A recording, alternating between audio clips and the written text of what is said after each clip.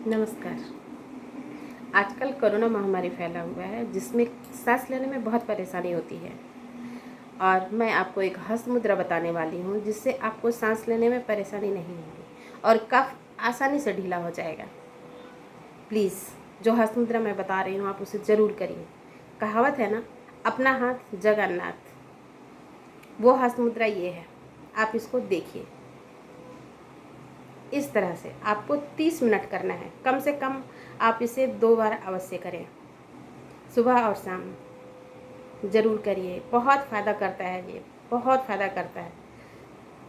मेरे रिलेटिव में भी हो गया था, मैंने बताया, उन लोग को फ़ायदा हुआ है, बहुत फ़ायदा हुआ है। उन लोगों ने औरों को भी बताया, उन्हें भी फ़ायदा हुआ है।